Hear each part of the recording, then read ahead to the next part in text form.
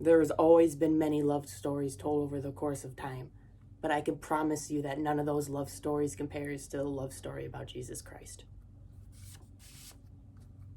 I believe it is important to know who Jesus is before we get into his love story to us. Jesus Christ is the Son of God. He came down to earth to live a perfect life and die a perfect death so we don't have to. Jesus is also fully man and fully God.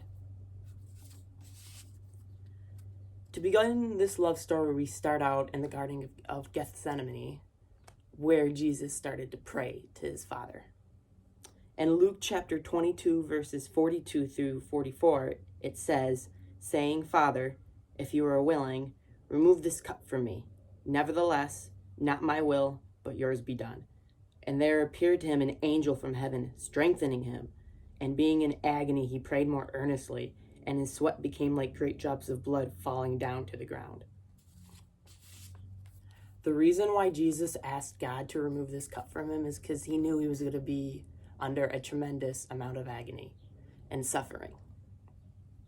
But because Jesus loved him and he was obedient to God, he was okay with going through this suffering. And the reason why he started to bleed was because he was under a tremendous amount of stress.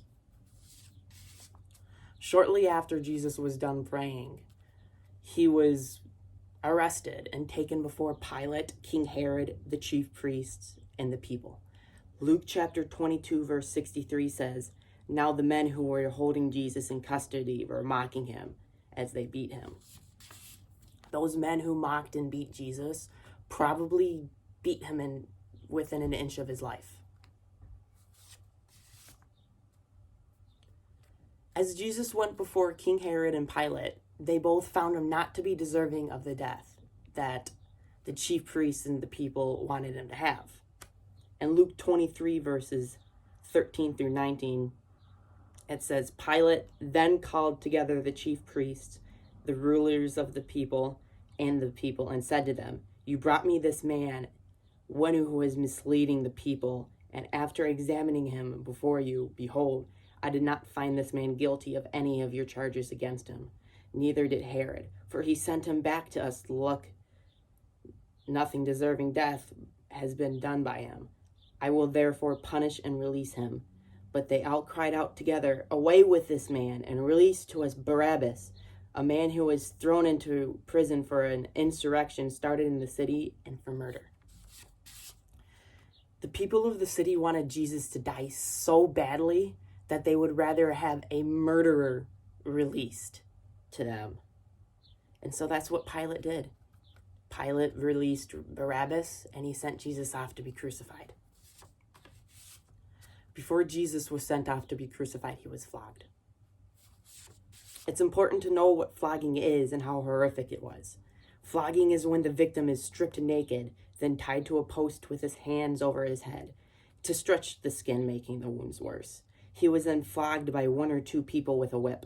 This whip had an 18-inch handle with 9 leather straps, 6 to 7 feet long, and at the end of each strap was small lead bead mixed with pieces of animal bone or metal. These would tear into the body more and more with each successive lashing, with the lead balls ripping into the skin and the jagged pieces of bone or metal tearing it out. As the flogging progressed, you could see muscles, vital organs, and even the spine could be often seen openly. Huge strips of skin would be hanging from the body. Jesus was flogged 39 times because it is believed that if you were to be flogged 40 times, you would die. Jesus was beaten so badly that those who knew him best couldn't even recognize him.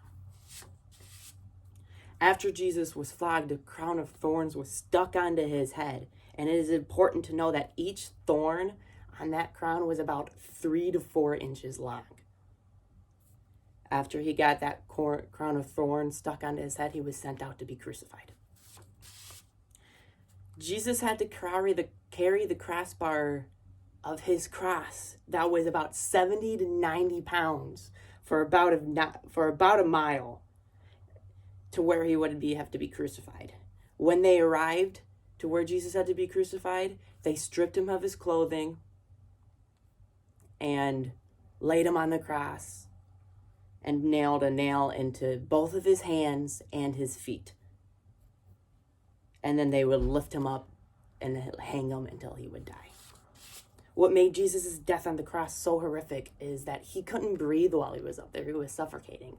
And the only way for him to be able to breathe is he would have to pull himself up, rubbing his lashed back upon a rough cross. And he'd have to do that for hours. Luke 23:34 says, "And Jesus said, 'Father, forgive them, for they know not what they do.' It is amazing for me to think that even though they did not deserve it, Jesus still asked his Father for forgiveness." When Jesus was crucified, he was being crucified next to two criminals.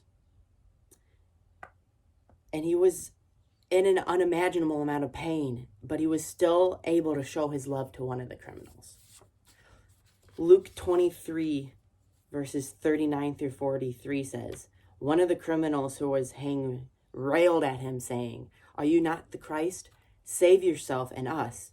But the other criminal rebuked him, saying, 'Do you not fear God, since you are under the same sentence of condemnation, and we indeed justly, for we are receiving the due reward of our deeds. But this man has done nothing wrong.'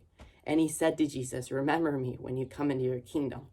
And Jesus looked at him and said, 'Today I promise you, you will be with me in paradise.'" I cannot tell you how beautiful that scene could have been. You've got one criminal mocking Jesus, telling him, "If you really are who you say you are, send your angels to save us." And you have the other criminal rebuking him, saying, "This man does not deserve the punishment that he deserves." And because of that, Jesus turned and told that criminal, "You will inherit the kingdom of God today." Matthew 27, verses 45 through 46 says, "Now from the 6th hour there was darkness all over the land until the 9th hour. And about the 9th hour Jesus cried out with a loud voice, saying, 'Eli, Eli, sabachthani,' that is, my God, why have you forsaken me?" The context behind Jesus saying, my God, why have you forsaken me?" is so important. And it's very important that you understand it. Jesus didn't say that because he was angry with God. He said it because Jesus was human and he became our sin so we don't have to. And because he knew his Father, who was God, had to look at him because he couldn't be in the presence of sin. And at that moment, Jesus experienced the full wrath of God upon him. Luke 23, verses 46 says, "Then Jesus, calling out in another loud voice, said, 'Father, into your hands I commit my spirit.' And having said this, he breathed his last." It was then that the curtain in the temple tore down the middle in two, signifying that we, as human beings, were able to be in the presence of God. After they realized Jesus was dead, they took him off the cross and buried him in a tomb where he would lay for 3 days. After 3 days, the first day of the week, at early dawn, Jesus rose from the dead, defeating sin and defeating death. After Jesus rose from the dead, he appeared to his 12 disciples and those who followed him. And for 40 days, he walked the earth, revealing himself to about 500 people, proving that Jesus was who he said he was. He proved through his resurrection that he was the Son of God. After the 40 days, Jesus ascended into heaven, and he promised his people that he would one day soon return. That's the greatest love story right there. Jesus, fully God and fully man, came down to earth to live a perfect life and die a perfect death and receive the punishment of sin by going to hell so we don't have to. Jesus did this all because he loves us more than we can ever imagine. John 3:16 says, "For God so loved the world that he gave his one and only Son, that whoever believes in him shall not perish, but have everlasting life." I hope you enjoyed my speech and that you realize what Jesus went through, and his love for us proves that he is the greatest love story of all time.